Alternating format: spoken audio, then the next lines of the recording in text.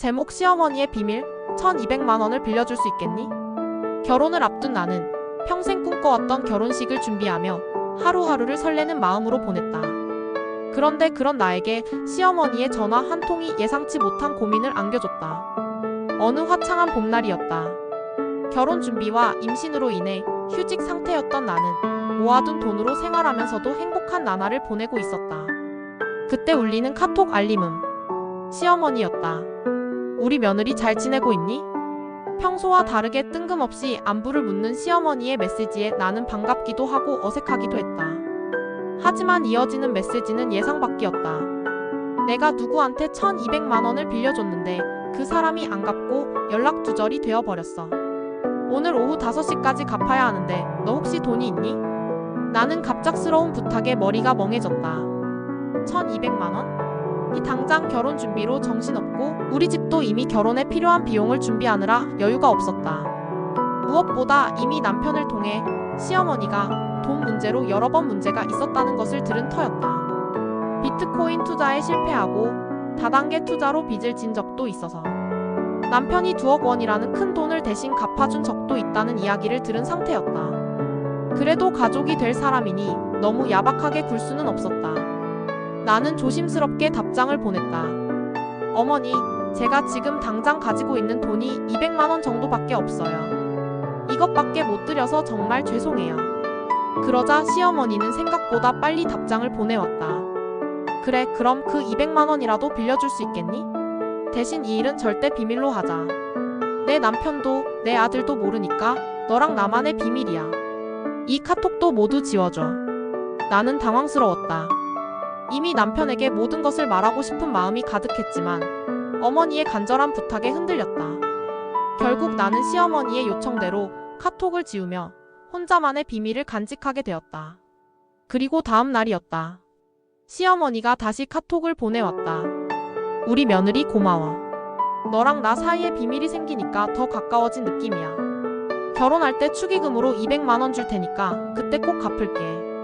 그 말을 듣자마자 기분이 묘했다. 사실 우리 집은 결혼식 축의금을 전부 나에게 주기로 한 상태였기 때문에 시어머니의 말이 썩 달갑지 않았다. 게다가 덧붙이는 말이 더 마음에 걸렸다. 우리 아들이 돈을 잘 버니까 너한테 잘해줄 거야. 나는 순간 깊은 한숨이 나왔다. 돈을 빌려준 것이 문제가 아니라 시어머니의 돈에 대한 가벼운 태도와 비밀을 만드는 상황이 마음을 불편하게 했다. 우리 사이에 생긴 이 비밀은 오히려 나를 시어머니와 더 멀어지게 만든 것 같았다. 그 후 며칠이 지나고 나는 남편과 함께 저녁을 먹다가 조심스럽게 이야기를 꺼냈다. 자기야, 혹시 시어머니 돈 문제 때문에 힘들었던 적 있어? 남편은 밥을 먹던 손을 멈추고 잠시 나를 바라봤다. 이내 한숨을 쉬며 입을 열었다. 사실 예전에 엄마가 비트코인이랑 다단계 투자로 2억 원 넘게 빚을 졌었어.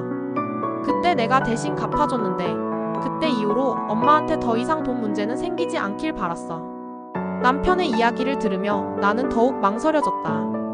남편에게 시어머니가 다시 돈 문제를 일으켰다는 것을 말해야 할까? 하지만 어머니의 부탁을 저버릴 수는 없었다. 이후 몇 주 동안 시어머니는 평소보다 더욱 다정하게 나를 챙겼다.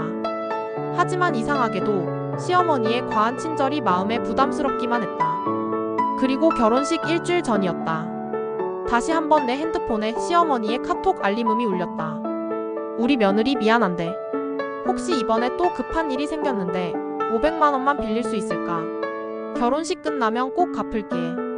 나는 눈앞이 캄캄해졌다.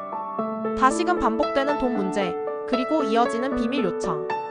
더 이상 참기 어려워진 나는 드디어 남편에게 모든 이야기를 털어놓았다. 남편은 한동안 침묵했다. 긴 한숨 끝에 남편이 말했다.